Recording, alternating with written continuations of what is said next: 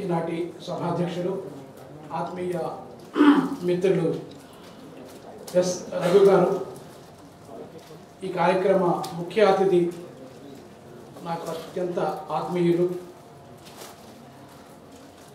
సాహితీ ప్రియం భావకులు శ్రీ సింగిరెడ్డి నిరంజన్ రెడ్డి గారు, గౌరవ మాజీ మంత్రివర్యులు, ఆవిష్కర్త, సుప్రసిద్ధ నటులు, కవి, దర్శకులు, మాటల రచయిత, మనందరికీ తెలుసు ఆటగదరా శివ అనే ఒక తత్వ గీతాలతో కాలమే మైమరిచి హం చేసేటువంటి తత్వగీతాలు రాసినటువంటి గొప్ప కవి తనికేళ్ల భరణి గారికి, కవితా సంపుటి ఆ తర్వాత కవితా సంపుటి స్వీకర్త శ్రీ కెఎస్ రవికుమార్ గారు, జయప్రకాష్ ఇంజనీరింగ్ కళాశాల అధ్యక్షులు వారికి, ఆత్మీయ అతిథులు కాళోజీ పురస్కార గ్రహీత అన్న డాక్టర్ సీతారాం గారు, ఇప్పటి వరకు మనోహరంగా మాట్లాడిన శ్రీ వల్లపురెడ్డి మనోహర్ రెడ్డి గారు, అలాగే ఆ తర్వాత కావ్య కర్త అన్న కోట్ల వెంకటేశ్వర రెడ్డి గారు, వేదిక ముందున్నటువంటి పెద్దలకు అందరికీ నా నమస్కారం. ముఖ్యంగా ఈ సభలో ఈ సభకు ఒక కొత్త అందాన్ని చేకూర్చారు ఇంజనీరింగ్ కళాశాల, జయప్రకాష్ ఇంజనీరింగ్ కళాశాల విద్యార్థులు, అలాగే ఉస్మానియా తెలుగు శాఖ విద్యార్థులు, వారికి ప్రత్యేకంగా నా శుభాకాంక్షలు. ఈ సభ చాలా విజయవంతంగా ఉంది. చాలా సంతోషం. అల్పాక్షర రమణీయం కథయతి సఖలు వాగ్మి అంటారు. అంటే ఎవరు గొప్ప వక్త అంటే మనోహర్ రెడ్డి గారి లాగా తక్కువ మాటల్లో ఎక్కువ స్ఫూర్తినిచ్చిన వాళ్ళు గొప్ప వక్త. నేను కూడా అలాగే మా రఘుసారు ఆదేశానుసారం వక్తను అనిపించుకుంటాను. సమయం లేదు మిత్రమా అన్నట్లుగానే ఉంది. ఆ తర్వాత ఈ శీర్షికే చాలా విభిన్నంగా విలక్షణగా ఉంది. మనకి వర్తమాన స్పృహ ఎక్కువ. వర్తమానం సంపద్వంతమైతే, వర్తమానం సుఖవంతమైతే అది చాలు, కానీ దాని గురించే ఆలోచిస్తాం. కానీ కవి వర్తమానంతో పాటుగా భవిష్యత్తును ఆలోచిస్తాడు. త్రికాల స్ఫూర్తి కవికి ఉంటుంది. కాబట్టి ఈ ఆ తర్వాత అనే శీర్షిక కూడా చాలా తాత్వికంగా కనిపిస్తుంది. కవిత్వం నాకు శ్వాసక్రియ వంటిది. గాలి పీల్చకుండా బతకలేనట్లే కవిత్వం రాయకుండా ఉండలేను అంటాడు పాబ్లో నెరూడా. నాకు కోట్ల వెంకటేశ్వర రెడ్డి గారిని చూసినప్పుడల్లా ఆ మాటే గుర్తొస్తుంది. అనునిత్యం నేను పద్యాన్ని మోసుకు తిరిగేవాణ్ణి అన్నాడు.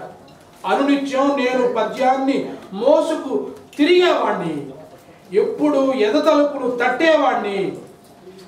కాలాన్ని కవిత్వం చెయ్యకపోతే కవి నీ అడుగుజాడలు చరిత్రలో కనుమరుగు. కాబట్టి కవి కాల స్పృహను కవిత్వంలోకి బట్వాడా చేయాల్సినటువంటి బృహత్తర కర్తవ్యం కవిది. అలా కోట్ల వెంకటేశ్వర రెడ్డి గారు ఈ కాలతత్వాన్ని కవిత్వంలోకి అద్భుతంగా, కళాతత్వ భరితంగా కవిత్వంలోకి బట్వాడా చేశాడు. కవిత్వం ఏం చేస్తుంది అని ఒక ప్రశ్న వేసి తానే జవాబు చెప్పాడు వెంకటేశ్వర రెడ్డి గారు. కవిత్వానికి కృష్ణతత్వం, స్వయంగా ఆయుధం పట్టదు, జనం చేతిలో అస్త్రం అవుతుంది. నిర్వచనాన్ని మార్చాడు శివసాగర్. దీనికి పూర్తిగా నిర్వచనం ఇచ్చాడు. ప్రజల్ని సాయుధం చేసే రెవల్యూషనరీ నేటి కవి అన్నాడు శివసాగర్. దానికి విభిన్నంగా స్వయంగా ఆయుధం పట్టదు, జనం చేతిలో అస్త్రం అవుతుంది నా కవిత్వం, కృష్ణతత్వము. నేను మీ చేతిలో ఆయుధం పెట్టడానికి రాలేదు, మీరే ఒక తాత్విక ఆయుధమన్న స్పృహను మీకు చెప్పడానికే వచ్చాను అన్నట్లుగా ఈ వెంకటేశ్వర రెడ్డి గారు లోకంలో ఏ మూల గాయమైనా తాను అక్షర అవతారమెత్తి అర్థమై ప్రతిబింబిస్తుంది. నిలువున నీరు కారిన జాతికైనా ఆత్మగౌరవ పతాకాన్నిచ్చి పోరు మంత్రోపదేశం చేస్తుంది. కవిత్వం ఏం చేస్తుంది? దేనికి లొంగని నియంతల్ని సైతం నడి బజారులో గల్లా పట్టి నిజం కక్కిస్తుంది. కవిత్వానికి సూర్య తేజం, ఎల్లలెరుగదు వెలుగులు నింపటమే దాని నిత్యకృత్యం. చీకటి చట్టాల ఉల్లంఘనలని పాటలతో పదును పెట్టి జనం చేతిలో జెండా అయి పోరుబాటలకు ముగ్గు పోస్తుంది. ఇది వెంకటేశ్వర రెడ్డి గారు కవిత్వానికి ఇచ్చినటువంటి అద్భుతమైన నిర్వచనం. ఆ నిర్వచనం ఆయన కవిత్వంలో స్పష్టంగా కనిపిస్తుంది. ప్రతి కవితలో కూడా ఆ నిర్వచనం యొక్క స్ఫూర్తి ప్రతి కవితలో కూడా కనబడుతుంది. మనకంటారు రవిగాంచనిది కవిగాంచును అంటారు. ఇక్కడ ఈ కవిగాంచనిది ఆ రవిగాంచి పుస్తకంగా తీసుకొచ్చారు.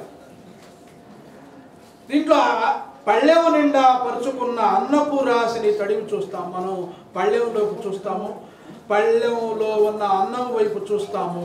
కానీ కవి అక్కడితో ఆగిపోడు. పళ్ళెవు నిండా పరుచుకున్న అన్నపు రాశిని తడివి చూస్తాం, రైతు స్వేద పరిమళాన్ని స్మరించం. అన్నపు రాశిని కంటే ముందు రైతు స్వేద పరిమళాన్ని చూడాలి. సంస్కారం అంటే ఫలాలు భక్షించటం కాదు, సంస్కారం అంటే మూలాలు రక్షించడం. ఆ మూలాల ఎరుక ఆ తర్వాత అనే కవితా సంపుట్లో మనకు స్పష్టంగా కనిపిస్తుంది. ఈ కవి ఒక కాలాన్ని కలగంటున్నాడు. కన్నీటికి తావులేని కాలాన్ని కలగనాలి. అలాగే అందాలు చిందే పార్లమెంటు అందాలు చిందే పార్లమెంటు కన్నా పంట పొలాలే పవిత్రం అని చెప్తున్నాడు. ఒక గ్రామీణ కళాతత్వ రూరల్ ఈస్థెటిక్స్ ని చాలా అద్భుతంగా కవిత్వంలోకి తీసుకొచ్చాడు వెంకటేశ్వర రెడ్డి గారు. అలాగే ఇప్పటి ఐ ఆమ్ నాట్ సేఫ్ అందరి మనసుల్లో ఇదే ఉంది. బడిలో, గుడిలో, బస్సుల్లో, ఆఫీసులో ఐ ఆమ్ నాట్ సేఫ్. అసెంబ్లీలో, పార్లమెంటులో ఐ ఆమ్ నాట్ సేఫ్. చైతన్య గీతాల కవుల మధ్య, కళా వాగ్గేయకారుల మధ్య ఐ ఆమ్ నాట్ సేఫ్. కూర్చున్న కొమ్మను నరుక్కుంటున్న మగమూర్ఖుల్లారా అని ఇప్పుడున్నటువంటి స్థితిని అద్భుతంగా కవిత్వం చేశాడు. అలాగే ఇవాళ ఏం కోరుకుంటున్నాడు కవి? ఊరు వాడల మధ్య దూరాలు చెరిగిపోవాలి, ఇంకా ఒకరి మోచేతి నీళ్లు మరొకరు తాగవలసిన అవసరం లేదు. ఇది క్లియర్. ఒకరి మోచేతి నీళ్లు మరొకరు తాగనవసరం లేదు. ఊరు వాడల మధ్య దూరాలు చెరిగిపోవాలి. అలాగే మతాలు ఊరేగే చోట, కులాలు అంతరించని చోట దుఃఖం అంతం కాదు, సమభావమే సరైన చికిత్స. ఇవాళ ఈ అసమ సమాజానికి సమభావమే సరైన చికిత్స. కవి కూడా ఒక సామాజిక వైద్యుడు. సమాజాన్ని పట్టి పీడిస్తున్న రోగాలకు ఒక కవితా తాత్విక ఔషధాన్ని కవి అందిస్తాడు. ఆ తాత్విక ఔషధాన్ని తన కవిత్వంలో మనకి అందిస్తున్నాడు మన కోట్ల వెంకటేశ్వర రెడ్డి గారు. అలాగే దీంట్లో ఇవాళ రైతు ఘోష గురించి చెప్పిన, పర్యావరణ స్పృహ గురించి చెప్పిన, అలాగే ఇవాళ అనేక రాజకీయ పరిణామాలని చెప్పిన, అనేక సంఘటనల గురించి చెప్పిన, దీంట్లో ప్రధానంగా వన సంరక్షణ ఎరుక, జీవన తాత్విక దృష్టి ఈ కవిత్వం నిండా ఆవరించి ఉంటుంది. ఒకటి వన సంరక్షణ ఎరుక, ఇంకొకటి జీవన తాత్విక స్ఫూర్తి, ఇంకొకటి రైతును గౌరవించాలి అనేటువంటి ఒక ఉదాత్తమైన భావన ఈ కవిత్వంలో ఉంటుంది. పర్యావరణానికి మనమంతా వీరయోధులం. గాలి, నీరు, ఆహారం కావాలి, నింగి నేల ప్రసాదించవు. నాగరికతను మనం నిర్వహించేటువంటి పద్ధతికి భిన్నంగా నాగరికతను నిర్వచించాలంటే భాషా సంస్కృతులతో పాటు భాషా సంస్కృతుల ఆధారంగా మనం నాగరికతను నిర్వచిస్తాం. కానీ దానికి భిన్నంగా ఇవాళ విస్తరించిన అరణ్యాలను కూడా లెక్కించాలి. ఇవాళ కవి యొక్క దృష్టి వేరు, పర్యావరణ దృష్టి. దేశమంటే మట్టి కాదోయ్, దేశమంటే మనుషులోయ్ అన్నాడు గురజాడ అప్పారావు. ఇవాళ సుద్దాల అశోక్ తేజ దేశమంటే మనిషేనా, చెట్టు కాదా, పుట్ట కాదా, పిట్ట కాదా, మనిషికి ఆధార్ కార్డేనా, చెట్టుకు ఆధార్ కార్డు, ఆరోగ్యశ్రీ అవసరం లేదా అని ప్రశ్నించాడు ఇవాళ కాలంలో. కాబట్టి ఆ పర్యావరణ ఎరుక దీంట్లో ఆ చెట్టు యొక్క తత్వము, చెట్టుకు మనిషికి ఉన్న సంబంధ బాంధవ్యాలు, చెట్టు యొక్క త్యాగము, దాన్ని జీవితానికి ఎలా అన్వయించుకోవాలి, ఈ రకమైన దృష్టి మనకి దాదాపుగా అన్ని కవితల్లో దీంట్లో స్పష్టంగా కనబడుతుంది. అలాగే ప్రకృతి కేంద్రంగా, రైతు కేంద్రంగా నైతిక జీవన గమనాన్ని నిర్దేశించటం ఈ కవిత్వంలో ప్రధానంగా కనబడుతుంది. రైతు, ప్రకృతి, చెట్టు ఈ త్రిముఖీన అంశాల కేంద్రంగా జీవన తత్వాన్ని నిర్దేశించటం, చెట్టు యొక్క త్యాగం, చెట్టు యొక్క ప్రాణవాయు స్ఫూర్తి, రైతు యొక్క త్యాగ నిరతి, ప్రకృతి యొక్క తత్వం, వీటన్నిటి కేంద్రంగా వీటిలో నైతిక జీవన గమనాన్ని కోట్ల వెంకటేశ్వర రెడ్డి గారు చాలా అద్భుతంగా నిర్వచించాడు. అలాగే కోట్ల వెంకటేశ్వర రెడ్డి గారు నాకు ఒకసారి చెప్పారు, తెలుగు బోయి భీమన్న గొప్ప మాట చెప్పాడు. తెలుగు సాహిత్యంలో తోటమాలిని ఉంచాల్సిన చోట వడ్రంగిని పెట్టారు. అంటే కుల నింద కాదు, ఇది వృత్తిగతమైన అంశం, చెక్కటం ఎక్కువైంది బాగా, అనేక అంశాలు. కాబట్టి తెలుగు సాహిత్యంలో తోటమాలిని ఉంచాలి అన్నాడు. కవికి మౌలికంగా తోటమాలితనం ఉండాలి. ఆ తోటమాలితనాన్ని ప్రతి కవితలో గర్భీకరించుకున్న కవి మన కోట్ల వెంకటేశ్వర గారు. ఆ తోటమాలితనం, ఆ వన, ఆ పరిమళం, ఆ పచ్చదనం, ఆ జీవన పుష్ప పరిమళం దాదాపుగా ప్రతి కవితల్లో కూడా మనకి కనబడుతుంది. రక్తం కనిపించని గాయాలతో భూగోళం బిగ్గరగా మూలుగుతుంది అని చెప్తాడు కోట్ల వెంకటేశ్వర రెడ్డి గారు. ఆయన మౌలికంగా అనేక రూపాలు ఉంటాయి ఒక కవికి. ఆయన ఒక కొడుకు, ఆయన ఒక తండ్రి, ఆయన ఒక భర్త, వెంకటేశ్వర రెడ్డి గారు ఒక తాత, ఒక గురువు, ఒక రైతు బిడ్డ, ఒక తెలంగాణ పాలమూరు బిడ్డ, ఒక పల్లెటూరి వాసి, ఒక పర్యావరణ ప్రేమికుడు, ఒక స్నేహితుడు, అన్నిటికీ మించి దేశ పౌరుడు. ఇలా ఈ విభిన్న పార్శ్వాల అనుభూతులు, ఈ భిన్న కోణాల అనుభవాలు సమాహారం ఈ కవిత్వంలో మనకి కనబడుతున్నాయి. ఒక్కొక్కసారి కొడుకులాగా మాట్లాడతారు, తాతలాగా మాట్లాడతాడు. నా మనవడు మనోసిద్ధి, సమయం లేదు కాబట్టి నేను ఆ కవితలు కోట్ చేయట్లా. అలాగే ఒక్కొక్కసారి పర్యావరణ ప్రేమికుల్లాగా మాట్లాడతాడు, ఒక్కొక్కసారి దేశ పౌరుడిలాగా. ఈ రత్నగర్భ డాలర్ల మధ్య దుఃఖిస్తూ ఉంది ఈ రత్నగర్భ అని ఒక్కొక్కసారి పౌరుల్లా మాట్లాడతాడు. ఒక్కొక్కసారి పర్యావరణ ప్రేమికుల్లా బతుకు సౌందర్యాన్ని కోల్పోతుంది, వస్తుమయ ప్రపంచంలో కనిపించకుండా పోయిన మనిషి కోసం అన్వేషణ చేస్తున్నాడు కోట్ల వెంకటేశ్వర రెడ్డి గారు. ఇవాళ వస్తు వినిమయ సంబంధ బాంధవ్యాలు పెరిగిపోతున్నాయి. ఇంట్లో వస్తువుకి విలువ మనిషికి లేదు. వస్తువు మానవీకరణ చెందుతుంది, మనిషి అమానవీకరణ అవుతున్నాడు. వస్తువుకే విలువ. ఈ వస్తు వినిమయ సంబంధాల ప్రమాదాన్ని అనేక కవితల్లో నొక్కి చెప్పాడు వెంకటేశ్వర రెడ్డి గారు. అలాగే చెరువులు ధ్వంసమైనప్పుడే మానవ విధ్వంసం మొదలైంది. నదులు మాయమైనప్పుడు బతుకు ఎడారైంది. ఉపాధులు ఎండమావులైన చోట జ్ఞానం విలువ నిలవదు. చదువుకున్న దేశానికి ఎవరో దేశ బహిష్కార శిక్ష విధించినట్లుగా ఉంది అని ఒక గురువుగా మాట్లాడతాడు. నారుమడిలో మొలకెత్తినప్పుడు పిల్లలు ప్రార్థనకి నిలబడ్డనట్లుగా ఉంది అని ఒక గురువులాగా మాట్లాడతాడు. అలాగే ఒక కొడుకులాగా అవ్వ గురించి దీంట్లో ఆయనే చెప్పాడు, నగరానికి శరీరం ఉంది కానీ మనసు లేదు ఈ నగరానికి. కాబట్టి మనసు లేని శరీరం మాత్రమే ఉన్న నగరానికి, అలాగే ఇళ్ళు తప్ప మనుషులు లేని గ్రామానికి మధ్య ఘర్షణని ఈ పుస్తకంలో ఆ తర్వాతలో చాలా అద్భుతంగా తీసుకొచ్చాడు.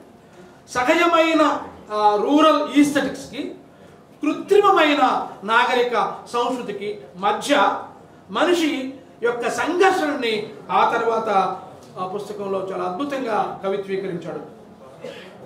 అన్నం తిని ఆకలేస్తున్నప్పుడు చూడాలి, పెదవులు పండిన విశ్వసుందరే మా అవ్వ. ఇవాళ మనం విశ్వసుందరులు చూస్తున్నాం. వాళ్ళందరినీ ఒక్క మాటతో అసలు విశ్వ సుందరులు, అసలు శ్రమంతా, అసలు సౌందర్యమంతా, ప్రపంచంలోని సౌందర్యమంతా ఒక చోట రాసిపోస్తే అది శ్రామిక స్త్రీలలో ఉంది అని మనం చెప్పచ్చు. సురవరం ప్రతాపరెడ్డి గారు 36లో కోపడ్డాడు. ఎంతసేపు మీరు బుచ్చమ్మల గురించి, ఎంతసేపు మీరు ఎంకమ్మల గురించి మాట్లాడతారు? మీకు శ్రామిక స్త్రీలు, కాపు స్త్రీలు, గ్రామీణ స్త్రీలు మీకు కనబడదా అన్నాడు. 36కు ఉన్న సాహిత్యాన్ని ఉద్దేశించి. కాబట్టి ఆ శ్రామిక స్త్రీల శ్రమ సౌందర్యాన్ని, అన్నం తిని ఆకలేస్తున్నప్పుడు చూడాలి, పెదవులు పండిన విశ్వసుందరే మా అవ్వ, నడుంకు ఆకు సంచి దోపుకున్నప్పుడు చూడాలి, అచ్చంగా ఐడి వేలాడు తీసుకున్న సాఫ్ట్వేర్ ఇంజనీర్ మా అవ్వ. ఇక్కడ సంచి వేలాడు తీసుకుంటే అది ఐడి కార్డు వేలాడు తీసుకున్న సాఫ్ట్వేర్ అంటే ఇక్కడ పోలిక, దీంట్లో ఔచిత్యం ఉంటుంది. అది కాదు, సాఫ్ట్వేర్ ఇంజనీర్ కన్నా మించిన టెక్నాలజీ మా అవ్వ దగ్గర ఉంది అని చెప్పడమే ఉద్దేశం, ఔచిత్యం అది. అలాగే అవ్వ వీలు చూసుకొని ఓపెన్ అయిందా, అవ్వ గాని నోరు తెరిస్తే ఒకసారి ఓపెన్ అయిందా అవ్వ, అందరి జాతకాలు విప్పి చెప్పే తెలుగు యూట్యూబ్ మొత్తం జాతకాలు చెప్పింది మా అవ్వ. ఆవిడ కంటే జ్ఞానం ఎవరు? మా అవ్వే పెద్ద బాల శిక్ష, మా అవ్వే సామాన్య శాస్త్రం, మా అవ్వే సాంఘిక శాస్త్రం, మా అవ్వే నిఘంటు. ఇంతే. శ్రామిక స్త్రీల చుట్టూ, ఆ పేరు చుట్టూ సమస్త సంస్కృతి, సమస్త ఈస్థెటిక్స్ కళాతత్వం పెనవేసుకొని ఉంటుంది. అక్కడ ఉంటుంది కళాతత్వం. కోట్ల వెంకటేశ్వర రెడ్డి గారు అక్కడి నుంచి మొదలు పెట్టాడు, ఎందుకంటే రైతు బిడ్డ కాబట్టి. అలాగే కళ్ళ వాకిలి ఊడుస్తుంటే కళ్ళ డెస్క్ టాప్ మీద కనిపించే డస్ట్ క్లీనర్, పోలికలు మారిపోతాయి మనకి. ఇప్పుడు డెస్క్ టాప్, కళ్ళ డెస్క్ టాప్ కొత్త రూపకం, డిజిటల్ పోలికలు వచ్చేస్తాయి మనకి కవిత్వంలో. అలాగే సూది మందు ఎరగని సుఖం పంచన చేరని.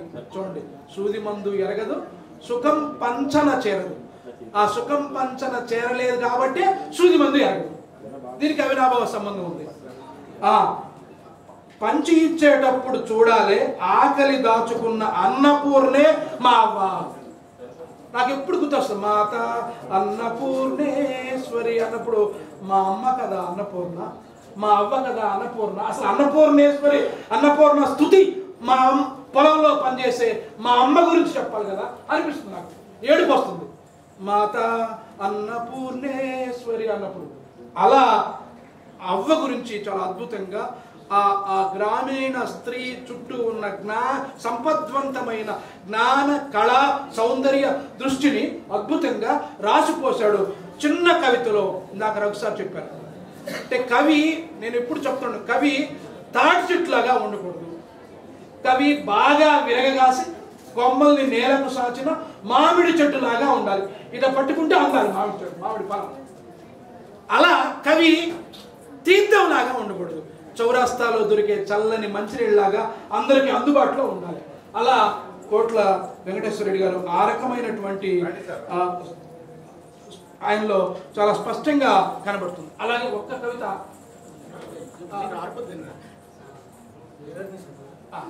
దైవజ్ఞ శర్మ గారికి స్వాగతం. మేము విద్యార్థి దశ నుంచి వారు వేదిక మీద ఉంటూనే ఉన్నారు, చాలా సంతోషం.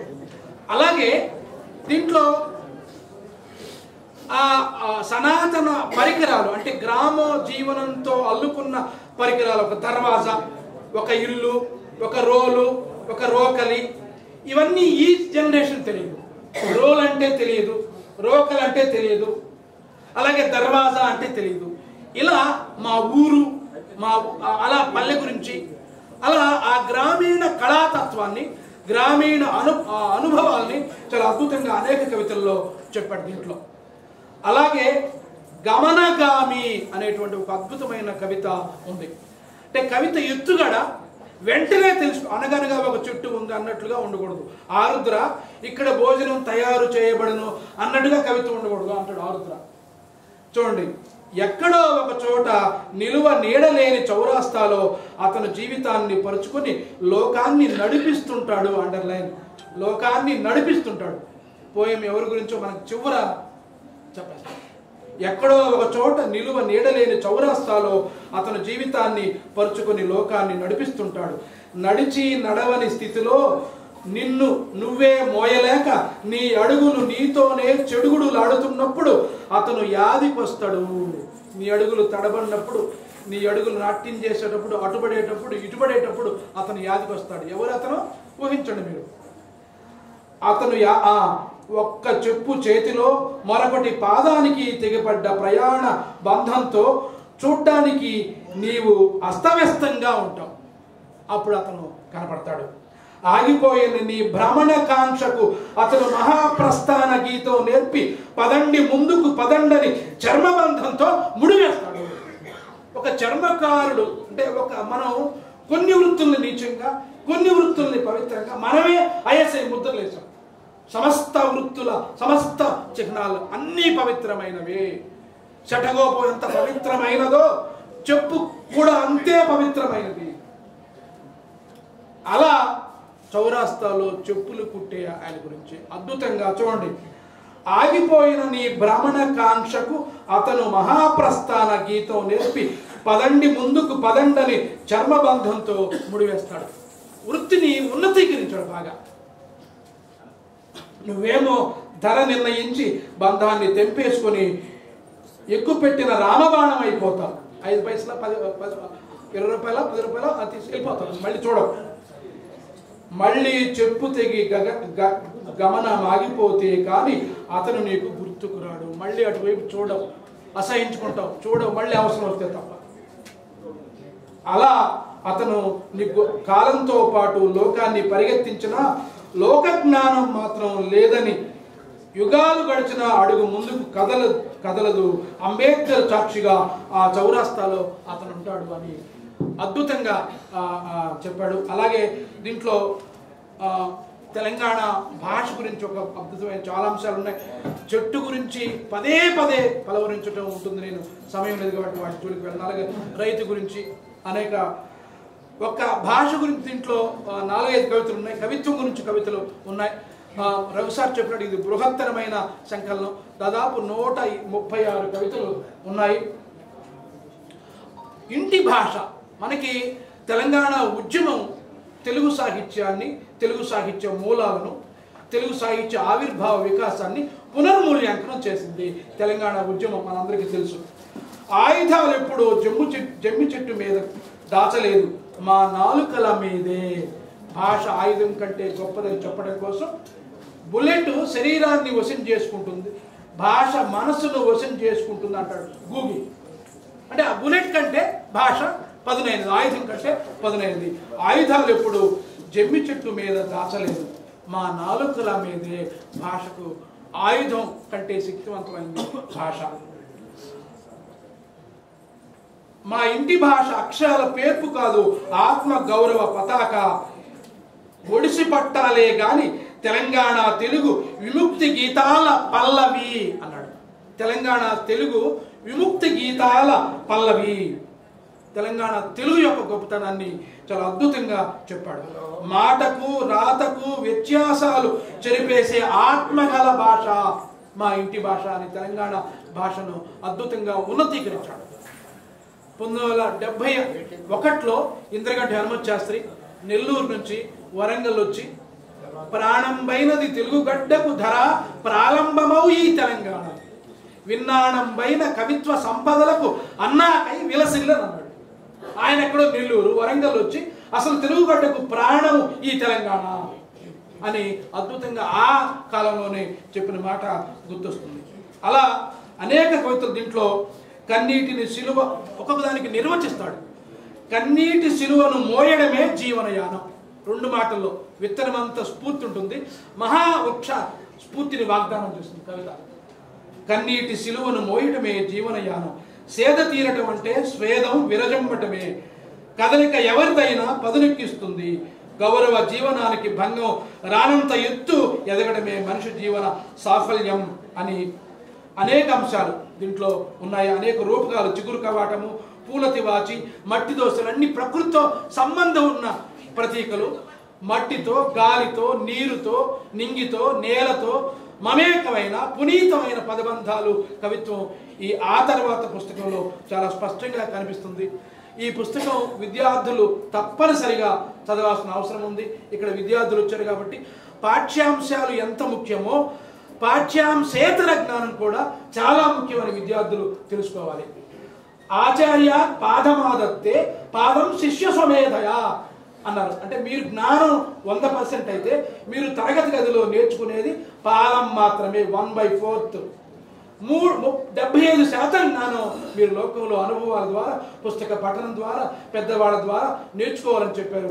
కాబట్టి తప్పనిసరిగా విద్యార్థులు దీంట్లో ఇది ఒక పాఠ్యాంశంగా పెట్టదగిన అనేక కవితలు దీంట్లో ఉన్నాయి. దాదాపు ఒక 40 కవితలు పాఠ్యాంశాలుగా పెట్టచ్చు. అలాంటి విలువైన సంకలనం.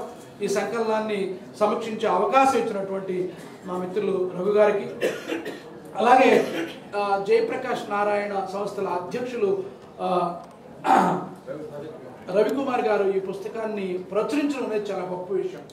ఎందుకంటే కృతిని చెందువాడు మృతుడు కాడు. ఆయన ఇన్స్టిట్యూట్లో 1000 మంది చేరొచ్చు, కోట్లు సంపాదించవచ్చు. అవన్నీ ఒక ఎత్తు, పుస్తకాన్ని అంకితం తీసుకోవడం ఒక ఎత్తు. ప్రగతి గన్న తల్లి గర్భంబు ధన్యంబు అని జాషువా అంటాడు. అలాగే వారి గురించి అద్భుతమైన వర్ణనలు, చాలా అభివ్యక్తులు, ఇమేజెస్ నేను రాసుకొని వచ్చాను. సమయం లేదు, మరొకసారి మాట్లాడతాను. Thank you. నమస్కారం.